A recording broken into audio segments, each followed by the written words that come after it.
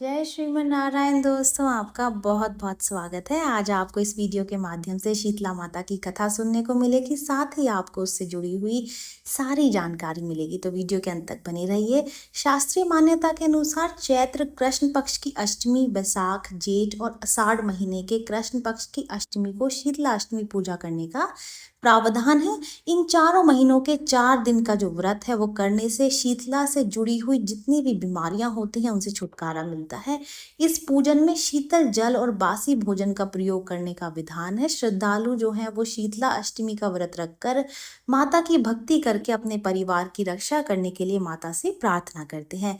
इस बार मनांतर से 2 अप्रैल और 1 अप्रैल, 3 अप्रैल और 4 अप्रैल इसको शीतला सप्तमी, शीतला अष्टमी, बसोड़ा पर्व मनाया जाएगा। ऐसा माना जाता है कि शीतला माता भगवती दुर्गा का ही एक रूप है और भारतीय उपासना पद्धति की अगर हम बात करें तो जहां मनुष्य को आध्यात्मिक रूप से वो मजबूत करती है, वहीं शारीरिक और मानसिक रोगों को दूर करने का भी इसका उद्देश्य होता है। ये कहा जाता है कि गर्मी के दिनों में शरीर में अनेक प्रकार के पित्त विकार भी प्रारंभ हो जाते हैं।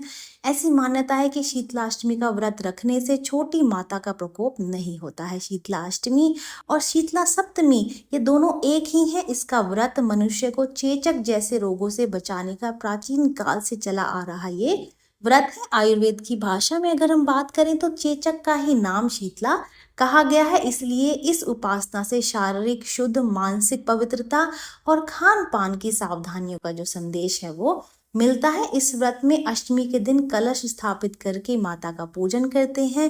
प्रार्थना की जाती है कि चेचक, गलघोटू, बड़ी माता, छोटी माता, तीव्रधा और दुर्गंध युक्त फोड़े, नेत्र रोग और शीतल जनित सभी प्रकार के दोष शीतला माता की आराधना पूजा करने से दूर हो जाएं। इस दिन शीतला स्तोत्र का पाठ शीतल जनित व्याधि से पीड़ितों के लिए हितकारी है। शीतला अष्टमी की कथा इस प्रकार है। एक बार एक राजा के इकलौते पुत्र को शीतला यानी कि चेचक निकली। उसी के राज्य में एक काछी पुत्र को भी शीतला निकली हुई थी। काछी परिवार बहुत गरीब था, पर भगवती का उपासक था। वह धार्मिक दृष्टि से जरूरी समझे जाने वाले सारे नियमों को बीमारी के दौरान भी भली भांति निभाता रहा। घर में साफ सफाई का विशेष ख्याल रखा जाता था। नियम से भगवती की पूजा होती थी। नमक खाने पर पाबंदी थी। सब्जी में ना तो छोंक लगता था और ना ही कोई वस्तु भुनी तली जाती थी। गर्म वस्तु ना वो स्वयं खाता था, ना ही शीतला वाले लड़के को देता था। ऐसा करने से उसका पुत्र शीघ्र ही ठीक हो गया। उधर जब से राजा के लड़के को शीतला का प्रकोप हुआ था, तब से उसने भगवती के मंडप में शत चंडी का पाठ शुरू करवा रखा था। रोज हवन व बलिदान होते थे। राज पुरोहित भी सदा भगवती के पूजन में निमग्न रहते। राजमहल में रोज कढ़ाई चढ़ती, विविध प्रकार के गर्म स्वादिष्ट भोजन बनते। सब्जी के साथ साथ कई प्रकार के मांस भी पकते थे। इसका परिणाम ये होता था कि उन लजीज भोजनों की गंध से राजकुमार का मन मचल उठता। वो भोजन के लिए जिद करता, एक तो राजपुत्र और दूसरा इकलौता। इस कारण उसकी अनुचित जिद भी पूरी कर दी जाती थी। इस पर शीतला का कोप घटने के बजाय बढ़ने लगा। शीतला के साथ साथ उसे बड़े बड़े फोड़े भी निकलने लगे, जिनमें खुजली व जलन अधिक होती थी।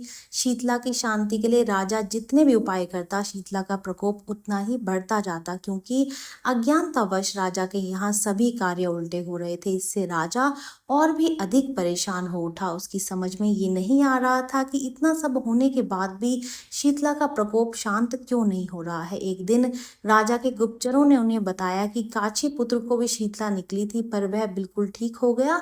ये जान करके राजा सोच में पड़ गया कि शीतला की इतनी सेवा कर रहा हूँ, पूजा व अनुष्ठान में कोई कमी नहीं, पर मेरा पुत्र अधिक रोगी होता जा रहा है, जबकि काछी पुत्र बिना सेवा पूजा के ठीक हो गया। इसी सोच में उसे नींद आ गई। श्वेत वस्त्र धारिणी भगवती ने उसे स्वप्न में दर्शन देकर कहा, हे राजन, मैं तुम्हारी सेवा अर्चना से बहुत प्रसन्न हूँ, इसलिए आज भी तुम्हारा पुत्र जीवित है। इसके ठीक न होने का कारण यह है कि तुमने शीतला के समय पालन करने योग्य नियमों का उल्लंघन किया। तुम्हें ऐसी हालत में नमक का प्रयोग बंद कर देना चाहिए था। नमक से रोगी के फोड़ों में खुजली होती है। घर की सब्जियों में छोंक भी नहीं लगाना चाहिए, क्योंकि उसकी गंध से रोगी का मन उन वस्तुओं को खाने के लिए ललचाता है। रोगी किसी के पास आना जाना मना है, क्योंकि ये रोग औरों को भी होने का भय रहता है। इसलिए इन नियमों का पालन कर, तेरा पुत्र अवश्य अवश्य ही ठीक हो जाएगा। विधि समझकर देवी अंतर्ध्यान हो गई। सुबह से ही राजा ने देवी की आज्ञा अनुसार सभी कार्यों की व्यवस्था कर दी। इससे राजकुमार की सेहत पर अनुकूल प्रभाव पड़ा और वो शीघ्र ही ठीक हो गया।